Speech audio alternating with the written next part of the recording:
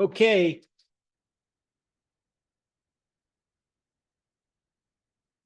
You want to hear my statement? So I was assigned disagree.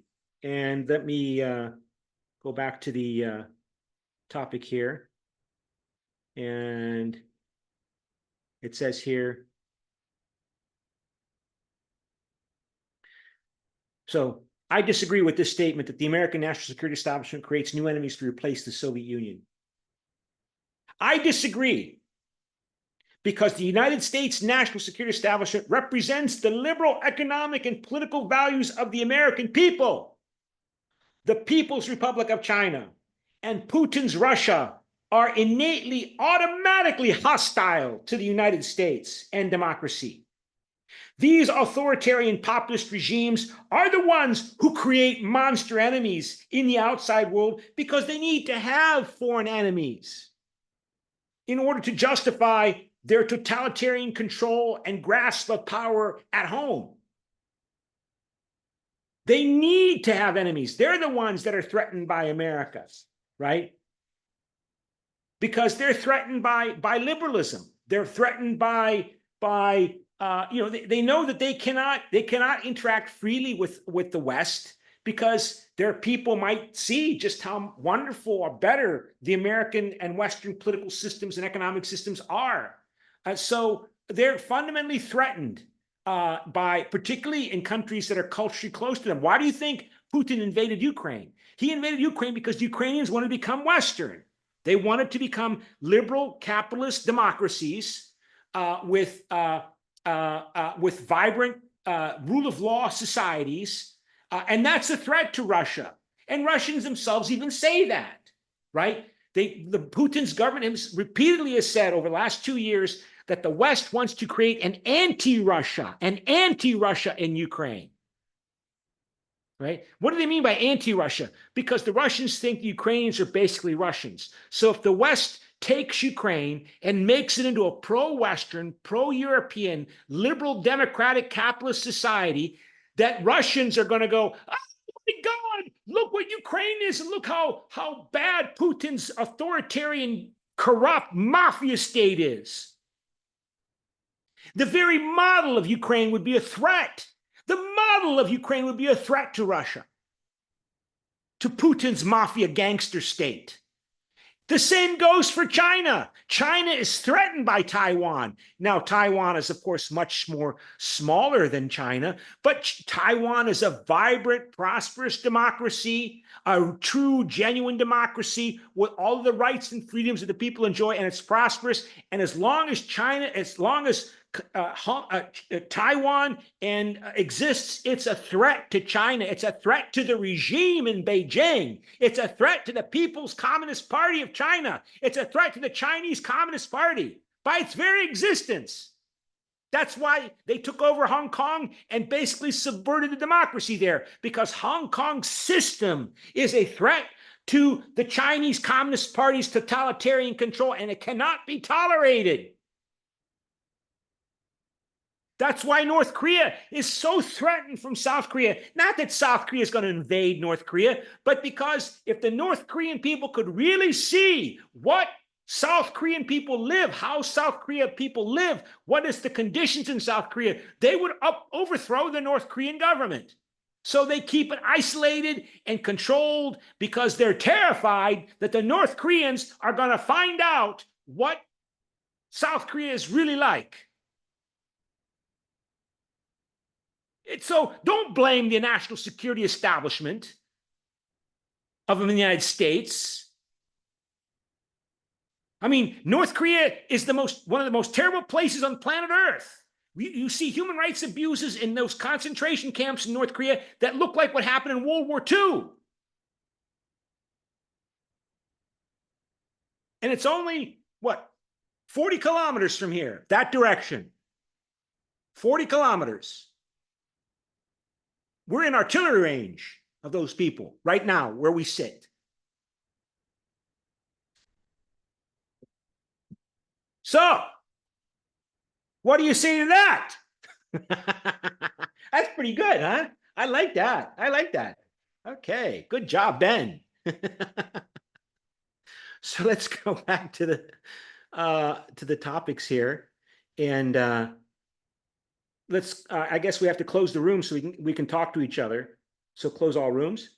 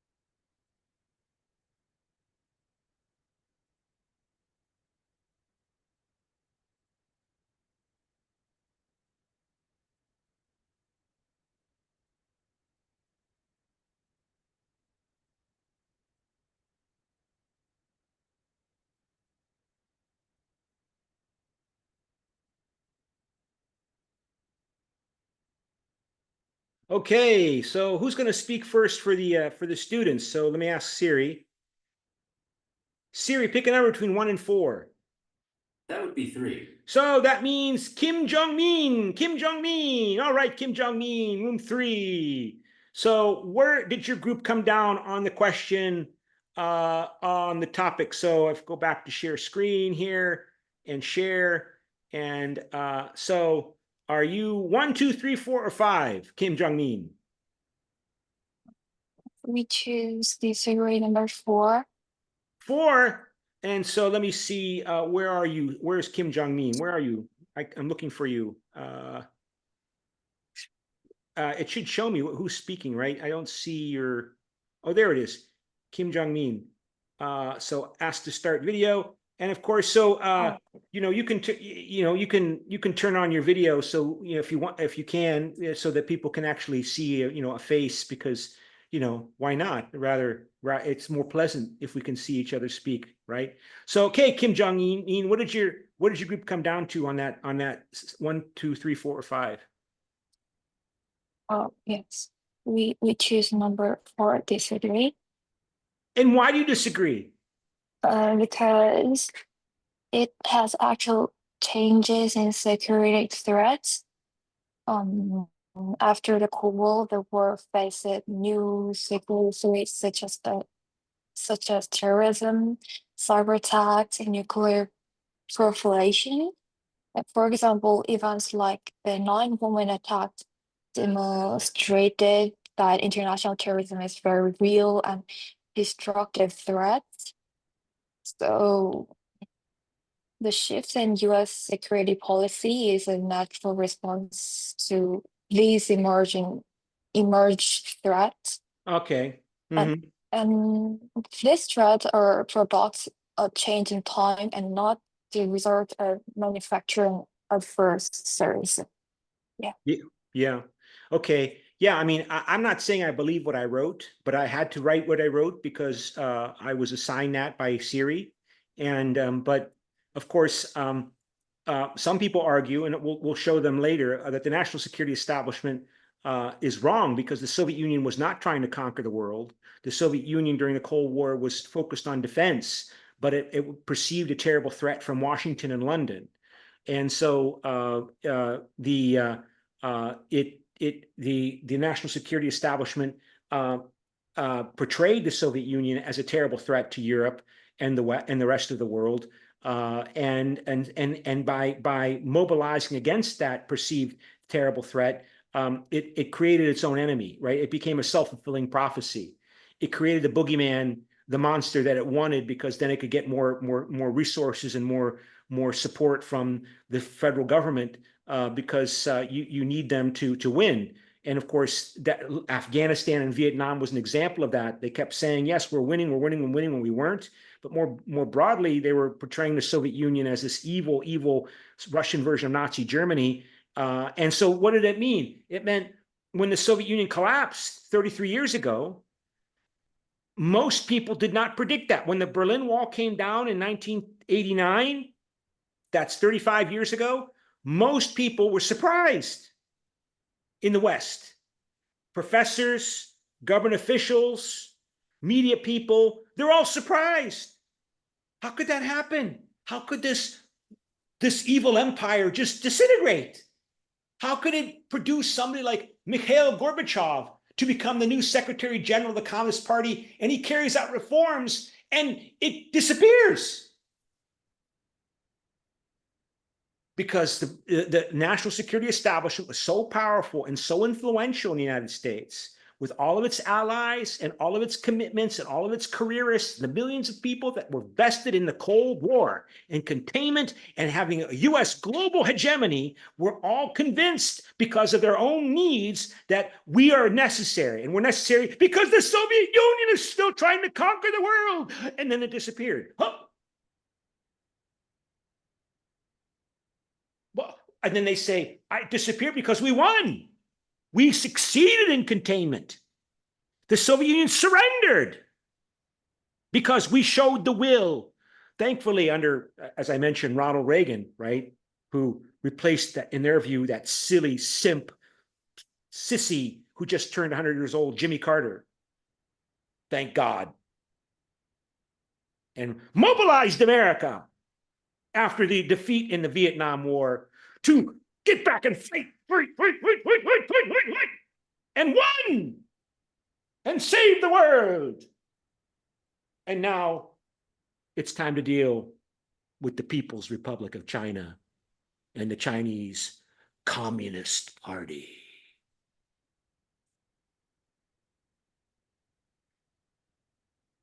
So that's the story that they tell, and that's the story that the Trump people tell. That and Colonel McGregor and those people and Judge Napolitano tell, that this was all self-serving interests of the deep state. The deep state. So I talk a lot here, but again, just try to show you why what we're studying is like really important and really interesting, and how it's really relevant to the election coming up in 4 weeks, and what's going, and globalization and nationalism. So other groups. So we have 4 groups. So that was group 3. So, hey Siri, pick a number between 1 and 3. The answer is 1. So that is room 1. And so who do we select for room 1? Was it who was going to speak for room 1? I forget. Who do we select for room 1? Room 1. Shu or Kim or Im?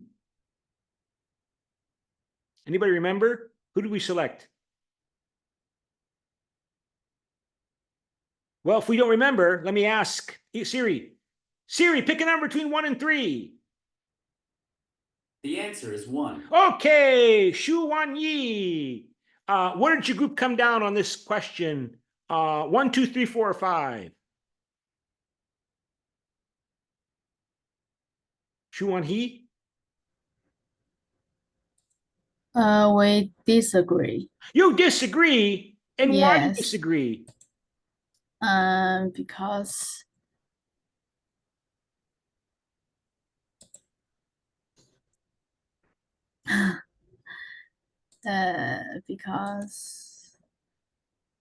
because we think that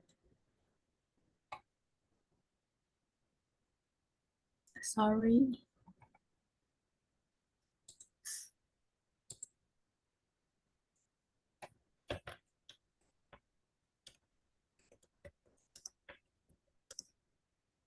Because we think the territory attack is enough for the American to worry about.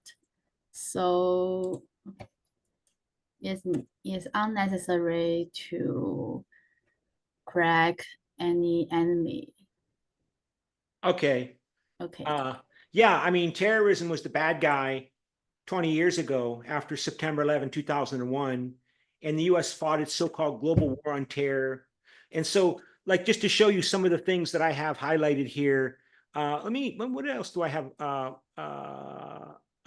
Let's see here. What else do I want to show you? Is there anything I want to show you, or are I just going to show you from the link? I think I just from the link. So we go back to stop share, like this, go there, and go share screen, go here again. And so it says here, responsible statecraft. when odious foreign policy elites rally around Harris. So the national security establishment, right? The foreign policy bureaucracy, they want Harris to win, not Trump. And James Carden is a commentator.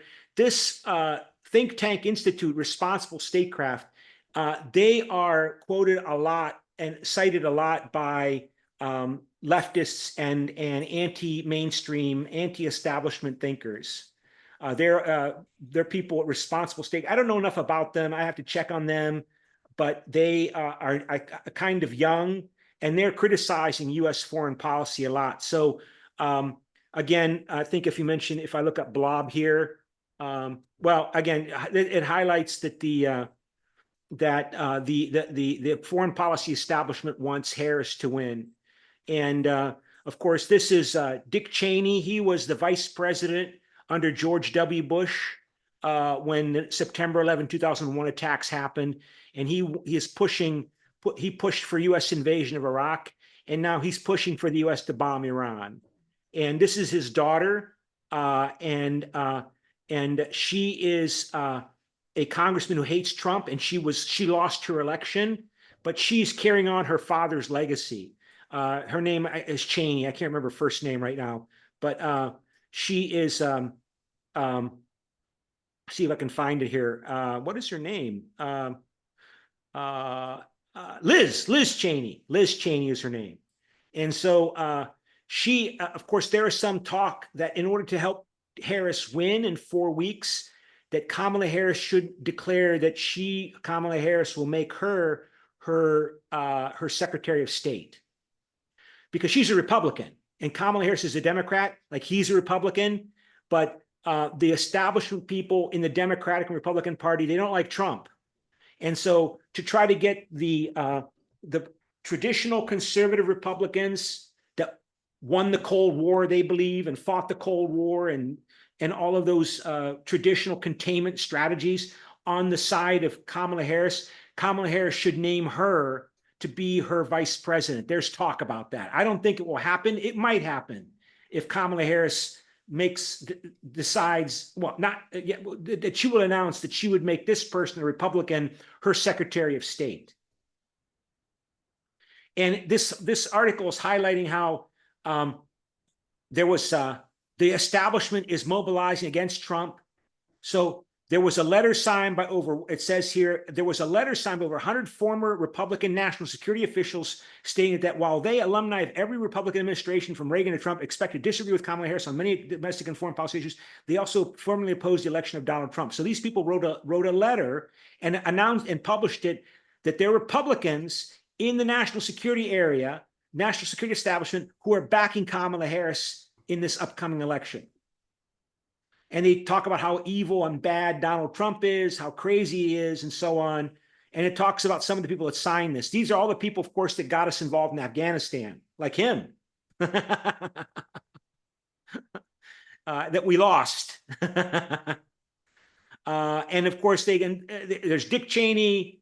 I mean, people that I'm not going to go through them here, but they are all people that were involved in the global war on terror that was launched after the September 11, 2001 attacks that saw the U.S. invade and occupy Afghanistan and Iraq and so on.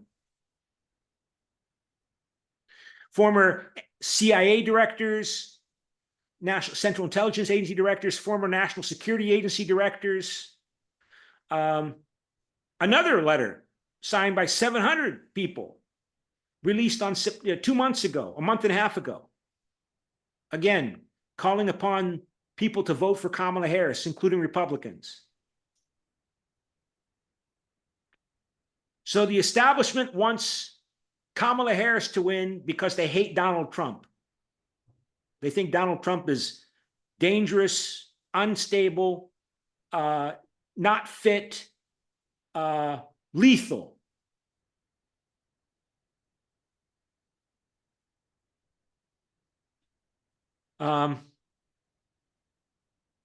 Oh yeah, that was Sumi Terry, right? Sumi Terry is the one that worked for Victor Cha, but I forgot her name. But back here to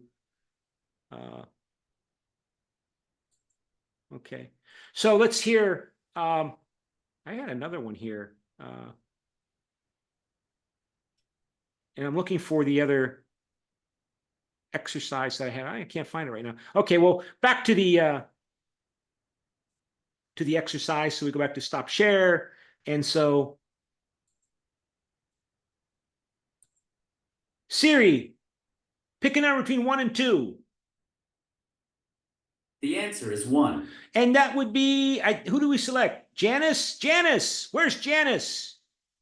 Hi. Okay, Janice. So can you start your video? Sorry, I'm just No, not you don't want to ready start your video? Okay. Yeah. So where did you come down on this scale of 1, 2, 3, 4, 5? I choose 2. 2. And why 2? Because I think like to comparing US national security, like a security company, like when crime rates were high in a community, the company hired many security, but when the community becomes safe, logically staff should be reduced. However, to keep their jobs, the company might exaggerate minor issues or find threats to justify their Uh-huh. continued existence. For example, it's like the U.S. national security institutions, like um, it remains even after the Soviet Union collapsed and grew larger after 9/11, Uh-huh. and also such as the creation of the Department of Homeland Security. Like this shows how the U.S. continues to use new threats to expand its security system. Yeah. And yeah, and also like the Patriot Act is a key law passed after 9/11, and it gives the American government more monitoring and search powers without the usual judicial approval. And I think um it is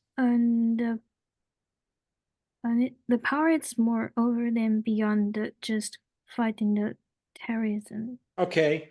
How do you respond though to claims that basically that the United States it's inevitable. It's inevitable that those kinds of governments, like China's government, that produces statements for the world to see that dragonflies may be drones, and America is sending American snapping turtles as invasive species into China. How can anybody? This is a country that is basically fundamentally pathological. It's going to look for enemies. It has to have enemies. That's how they justify, the Communist Party justifies its rule.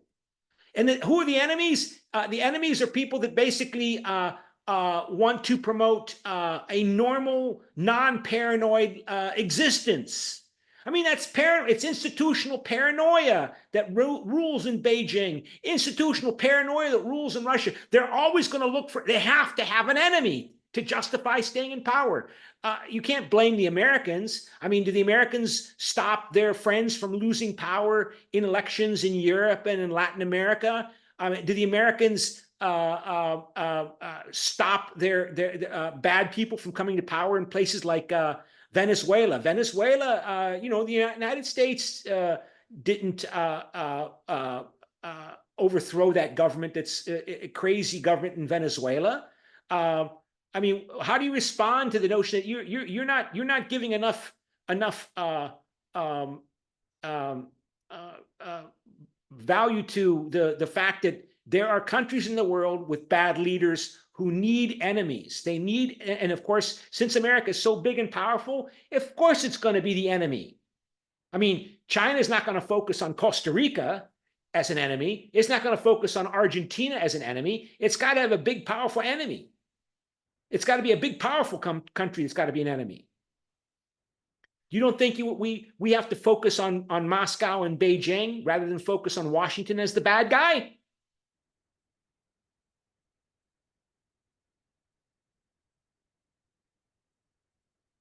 Janice? Yeah, yeah.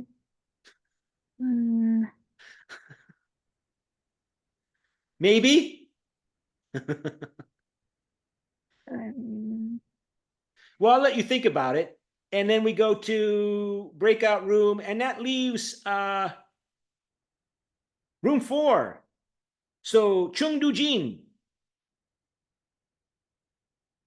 what did your group decide? Chung Du-jin. Professor, Yeah. Yes, sir. actually, it was me. that, Okay. Okay, go ahead. Go ahead. Yes. So our group decide the. Sorry, I'm not ready for turning That's so on cute. the I told video. this to the students the other class, last class, that I learned that during the pandemic, that the Korean girls in particular don't want to turn on their video cameras, because if they're not going to go outside because of the pandemic or now because of holiday, they're not going to put on their makeup. And so they don't want to appear on the video because they're not putting on their makeup. I don't know if that's what's going on, but anyway, so go ahead, continue. I didn't mean to interrupt. Go ahead. Okay, so our group decide the 4 disagree because Disagree. yes, because we think the global situation has led America to make a new enemy, but it is not intentionally. So China is being new enemies to America, but it is not intentionally, and China itself is emerging as a new hegemonic power rather than the United States Okay. grows them. So Mm-hmm. So so you disagree. yes, Okay, yeah. I mean, that would be the classical realist point of view. I think it would also be the review of that person, John Mearsheimer, who is maybe the most famous uh, political science professor in the United States today, since Henry Kissinger died early this year at age 100. John Mearsheimer, is all over YouTube. I guess you would call him a YouTuber. I mean, he's by far. I mean, he wrote a book called The Tragedy of Great Power Politics that came out 22 years ago in 2001, and that's what he's most known for. In that book, Tragedy of Great Power Politics, he calls himself an offensive neo-realist, an offensive classical realist, that basically states are predisposed to get into conflict, particularly great powers, because it's almost inevitable, right? And the fact that it doesn't matter about whether you're a democracy or a communist ruler government or a monarchy. Yeah, this is the book here. So The Tragedy of Great Power Politics. Oh, I guess I thought it came out earlier just to show you what it looks like. So this is the book that he is most known for. And he makes that point that it was pretty much inevitable. You could predict that they would find a reason to hate each other. They would find a reason to get into conflict, China and the United States, because a rising hegemon will because of human nature, right? That person, Hans Morgenthau, highlighted that individuals and states, they want influence and control over other people for its own sake.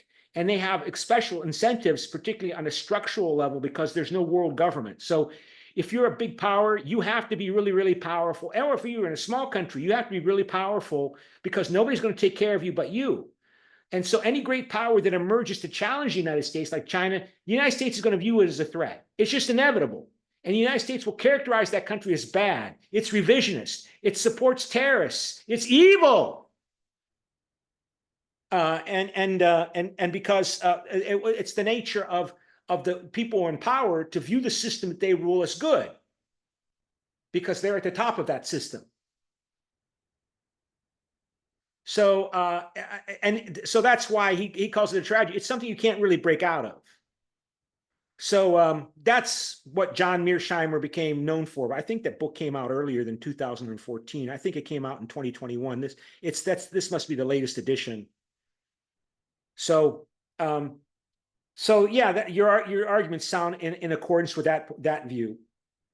And John Mearsheimer says people in China, professors in China, love talking to him. Because the Chinese professors, they really have that worldview. I mean, maybe because of their history. The Americans like to be or pretend that they're naive, right? that America really, really stands for true human rights, and that when it's expanding because it values the dignity of the individual, and and they make themselves believe that. But the Chinese, they get it. They know what this. They already have an innate understanding of this. That international relations is tragic. Conflict is inevitable. I don't know if I really believe him. I mean, I think that he overdoes the role of inevitable tragedy, inevitable conflict. I mean, the point is made, for example, the United States was really, really powerful even leading up to World War I, yet it didn't get involved in trying to expand its hegemony into Europe and Asia very much until after World War I. And then it got involved in World War I. At the end of World War I, it got involved in 1917. It was the dominant actor by the end because it was so powerful compared to France and Britain and everybody else. And then even it was so powerful, it had such power capacity, it didn't exercise the influence. It just left. It left Europe after World War I was over. How do you explain that? If great powers inevitably want to make their power into influence, they want to turn their economic capabilities, their political capabilities, their people capabilities, their power capabilities into influence, control over you and you and you and you and me. Right? Why did the Americans just leave Europe after World War I was over? And I think partly because they didn't create a national security establishment, but they did create a national security establishment after World War II, during the Cold War. And it went on and on and on and on and on. And they were all surprised when the Soviet Union, the big bad guy that's trying to take over the world, collapsed like a house of cards when your parents were in school in 1990.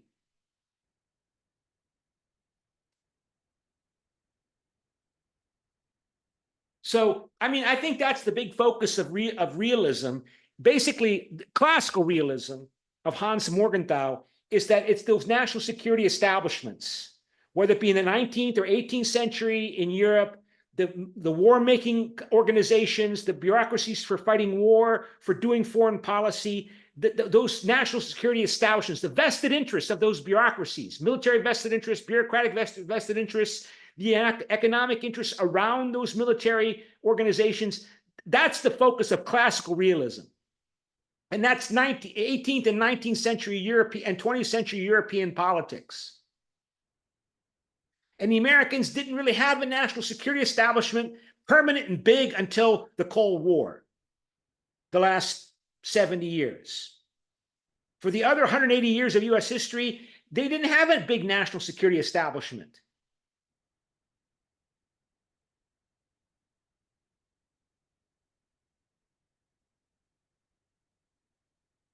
So let me go in. So let me show you again some. Oh yeah, here is of course there's some other comments. So let me see here. Make sure you see this. Share screen, and so you see here, grand strategy misses the point. The fixation on grand strategy neglects the fact that foreign policy is the product of politics. Let me show you what I mean here. Here, the blob. There, liberal elite bureaucracy known as the blob, right? You see again reference to this liberal elite foreign policy bureaucracy that basically focuses on the spreading liberalism through American power all over the world in the name of spreading capitalism and democracy. Warnings of a dual state or blob are not deep state conspiracy theories, but a recognition of the reality of a state apparatus which is guided by elites from exclusive backgrounds and career pathways, whereby coalitional networks and advocacy groups can influence and shape U.S. foreign policy. The blob.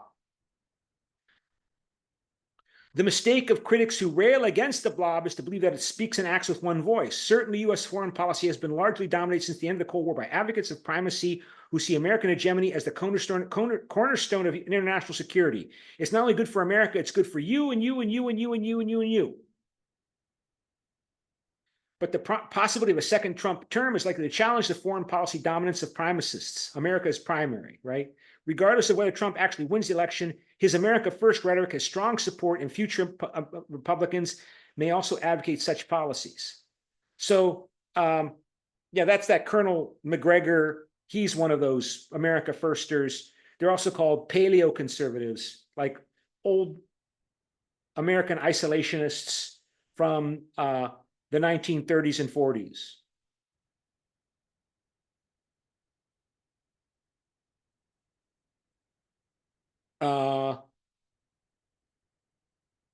Another reference to the blob. Oh, and all of the people that are part of the blob, because I'll show you again, since we're focusing on U.S. foreign policy process.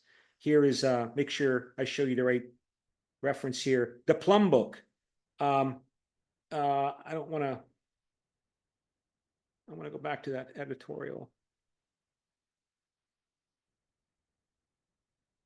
Is that the one? No, I think. No, not that one. Sorry. Second here. Oh.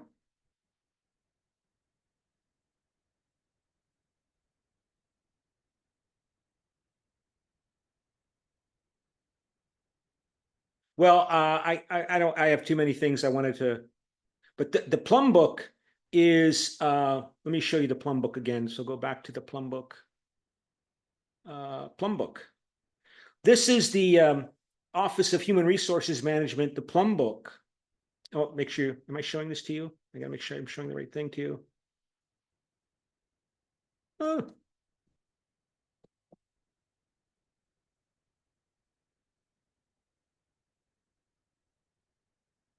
Okay, so one more time, Plum Book.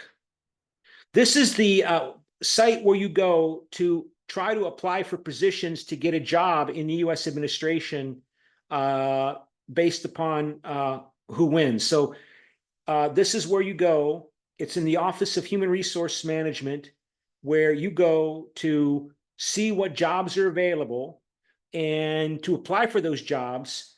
And of course, all of these people that are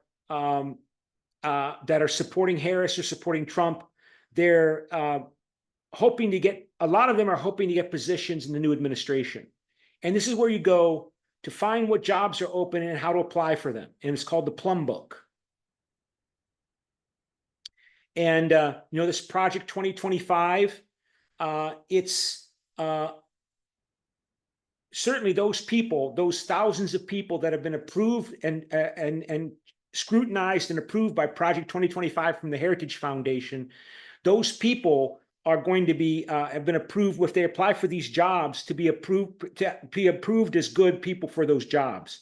So here you see this reference to the Plum Book, and I thought I had a reference to that somewhere here in my my notes here, but maybe I'm trying to find where reference to Plum Book. Oh yeah, here it is. Yeah. So again, this is again from that person James Carden, who wrote for the Responsible Statecraft, covering the U.S. Democratic election, and the picture is not coming up here, but oh, there you see. Okay, at the that nominated Kamala Harris for president, and again highlighting that basically the blob rules in Chicago, where they had the convention, the Democratic Party convention that formally nominated Kamala Harris. And you can see Joe Biden speaking. In Chicago, the blob rules. So, if she gets elected, we're going to continue with the current policies. It says, James Carden writing, turning to foreign policy, the scene is grim because Harris has no real power base of her own. Harris is something of a wild card. Contenders for top foreign policy jobs kept busy making themselves seen and heard at events all across town in Chicago. Connecticut's Chris Murphy, the senator from Connecticut, said to be for reasons that escape this correspondent, a force on foreign policy in the Senate, popped up and spoke at a reception at the Chicago Council on Global Affairs. The National Security Advisor, Susan Rice, Maryland's Senator Chris Van Hollen, and dozens of ambitious careerists in search of those coveted plum book appointments all made the rounds. At the convention. See, I'm here. See, Harris, put me in your administration. Hire me. Hire me. I'll leave my job as a professor and go work for you for a couple of years. Please, I'm a good guy. If anyone said anything interesting or new, then I must have missed it, Cardin said. What was said sounded like neoconservatism with a human face. And Dick Cheney and Liz Cheney, they're the neoconservatives, right? Dick Cheney and Liz Cheney. Foreign policy Democrats might feel bad about the carnage in Gaza, but actually doing anything about it is a bridge too far. They are here to win, and as such, one cannot risk the ire of the Israel lobby that just spent $14.5 million to defeat New York's Representative Jamal Bowman and $8.5 million to unseat Missouri's Representative Cory Bush. We covered them last class as part of the squad that lost their elections in the Democratic primary elections because the Israel lobby targeted them and spent lots of money to make sure that they lost because they're, sympathetic to the Palestinians. On policy, it's the same old stuff. The world's democracies, led by the occasionally mistake-prone, but underneath it all, really and truly virtuous United States, must stem the growing tide of global authoritarianism, which has now replaced the old bugbear communism as our enemy number one.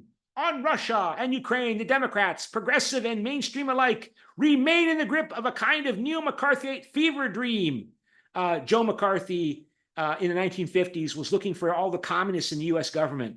And there was a communist paranoia conspiracy about communists undermining the US government that caused, for example, the United States to lose China to the communists in 1949, that Mao Zedong and the Chinese Communist Party won the Chinese Civil War. And they must have won because they had spies and servants working for them and helping them in the Washington bureaucracy. That was Joe McCarthy's claim in his search for communist spies working for Stalin to help America lose China to the communists. No surprise there, but what did come as an unwelcome jolt was that they share the current Republican mania over China. Ta-da! I guess one Cold War isn't enough. So yeah, again, James Cardin is a contributor to the American Conservative and a former advisor to the U.S. State Department. So he's been in the blob. The blob. So again, the same question here. Please respond to the following statement. The American national security establishment creates new enemies to replace the Soviet Union. And so on that point, let me go back to Cyber Campus, stop share, and go back to share and see if I can find the Cyber Campus somewhere. Where are you, Cyber Campus? I think I lost the Cyber Campus, so I have to go back to Cyber Campus here. And I'll go like this, share, stop share, and go back to Cyber Campus. See here. Where? Oh, there it is. Okay. And then we go here and we go to vote. So please respond to the following statement. The American national security establishment creates new enemies to replace the Soviet Union. So James Cardin seems to think so. So what do you think? You agree, neutral, disagree? Please vote so I can give you some participation credit. And okay, so you voted. And let me now go back to covering the Cold War. I mean, the Cold War is just so important, right? Because, again, the whole justification for this national security establishment and its influence and its supposed wisdom of all the people who work in it is that the Americans won the Cold War and saved you and me and the whole world from the Russian version of Nazi Germany. The Soviet Union was trying to make the world into a totalitarian communist empire. And so it makes mistakes, Yeah, led occasionally by the occasionally mistake prone, yet underneath it all, really and truly virtuous United States. I mean, we make mistakes. Everybody makes mistakes, but we try, we do our best, and our motivations are good. As the Palestinians undergo what appears to be genocide with America's best buddy and closest ally and controller and controlled by Israel and the Israel lobby. But what are you going to do?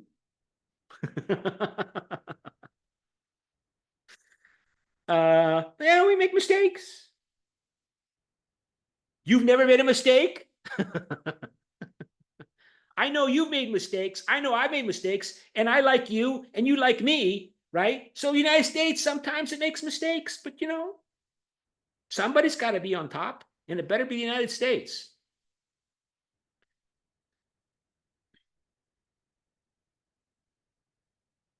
So again, so the Plum Book, that's where you go to apply for jobs. And that website I showed you.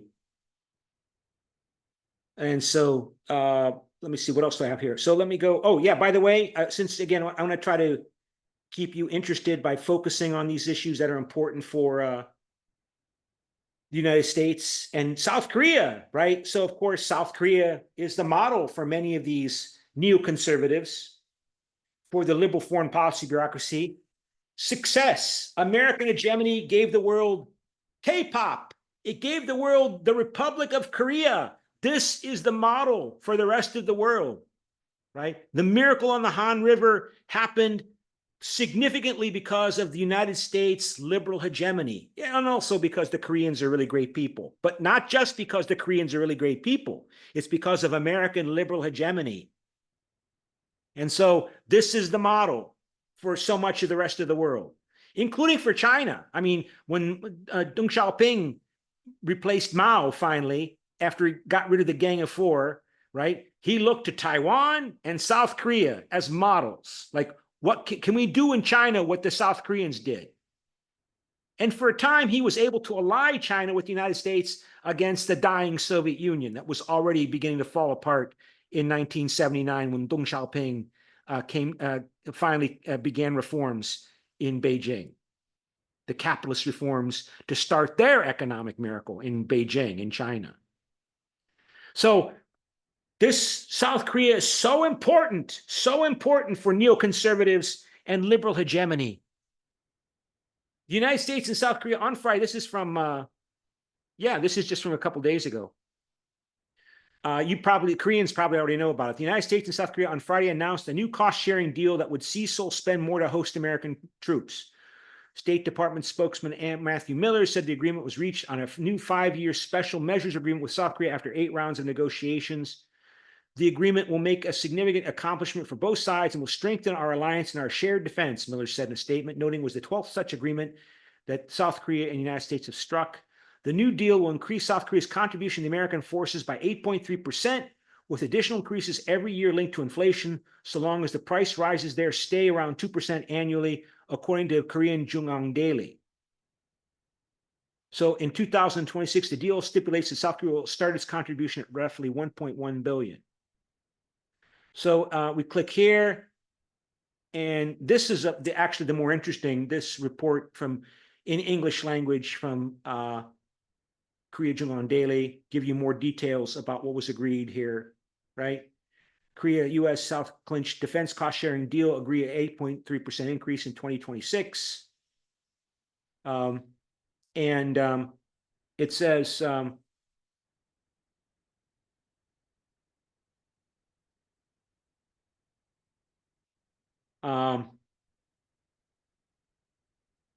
so it gives you more detail. I won't go through it all here, but they did reach an agreement, and the claim is that this is necessary to try to lock this in order to make sure that Trump can't change it without having great political difficulty in trying to change it.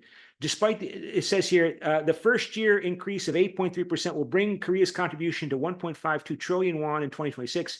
This figure is close to the 1.59 trillion won demanded by former U.S. President Donald Trump during his administration, reflecting increased costs related to the expansion of the U.S. forces Korea workforce and higher construction management expenses for military projects. So, yeah, this is more detailed, more interesting report than the one that I showed you.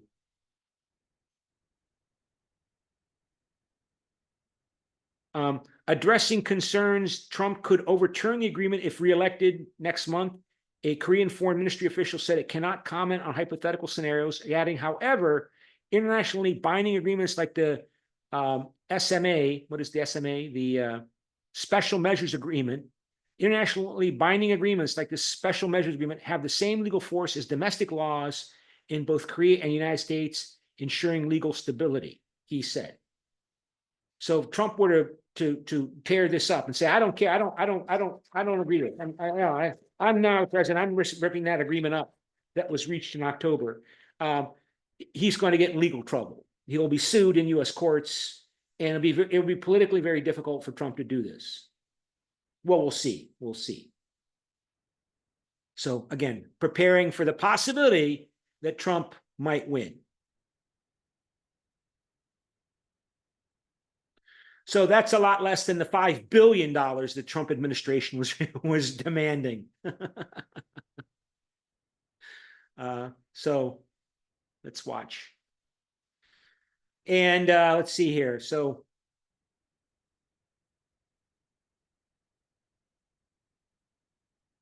it says here, I think you can see this, right? Make sure you can see the screen.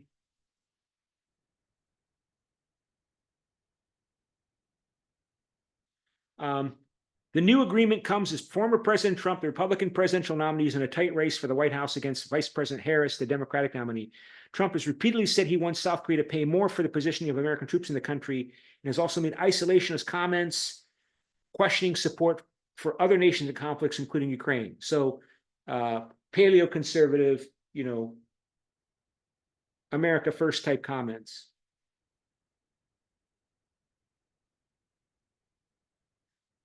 And so maybe we can look a little bit more at the notes.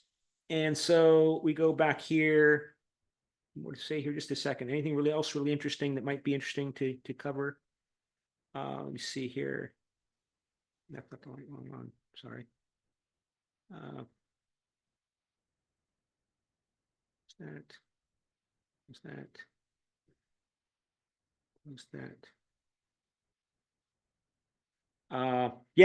This is, of course, Henry Kissinger, and he died last year, late last year, in December or November, so about a year ago, at age 100. And again, another reference to the blob. The other school is how the blob sees. There's one school who sees Henry Kissinger as a war criminal, that he overthrew the democratically elected president of Chile, Salvador Allende, in 1973, and who killed himself and was replaced by Pinochet.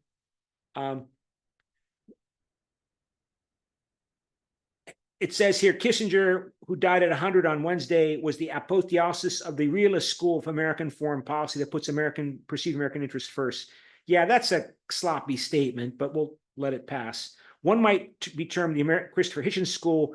Hitchens was a prolific writer and author who argued that Kissinger was a war criminal who should be tried for crimes. In 2001, Hitchens wrote a book arguing the trial of Henry Kissinger, again, because they blame him for overthrowing democratically elected government in Chile, for bombing Cambodia during the Vietnam War that led to the Khmer Rouge coming to power, and they killed at least 1 million Cambodians. The other school is how the blob sees Kissinger. The blob is the term coined by Ben Rhodes, former President Barack Obama's Deputy National Security Advisor, to describe the American foreign policy establishment, whose badge of honor is membership of the Council on Foreign Relations, again, that published the journal Foreign Affairs. The blob generally regards Kissinger as a foreign policy guru, a wizard, a brilliant man who got the big ideas right, such as establishing relations between U.S. and Communist China after decades of mutual hostility, again, to help America against Moscow. And so, again, another reference to the blob, all of the things that Kissinger did, that he was involved with, that caused hundreds of thousands of people to die and suffer. So, yeah, so much of the Cold War is tied up with Henry Kissinger and the president at the time, Richard Nixon. So we'll talk more about him later, because he is like the ultimate careerist. He would say in his career whatever he thought was necessary to be said in order to be at the top level of government influence. So when Bill Clinton was president, he was more of a globalist. Bill Clinton was president 30 years ago. Before he got in the Nixon administration in 1968, he was more of a Rockefeller type Republican. He was more of a liberal Republican. He is the blob. But he's not just the blob. He's the people that make foreign policy bureaucracy. They're careerists, right? They're interested in their jobs and their influence in keeping their jobs. And they're big. Remember, the national security establishment is huge. It involves millions and millions of people in the US, including the companies that supply the arms and weapons to the US military, and all the contractors that do business through contracts with the US government agencies. He is the ultimate careerist. He would say and do whatever was necessary to rise and maintain and increase his influence. And I know because my professor went to school with him at Harvard after World War II. And I'll tell you those stories. My professor had some really interesting stories to tell about this guy. And so China loved him, right? He went to China in June, 6 months before he died. And the Chinese, thank you, Henry Kissinger, for making us a country that could cooperate with the United States. Okay, that's it for today. I'll see you Friday for the debate with Mr. Pak. Any questions? If not, that's all. Bye.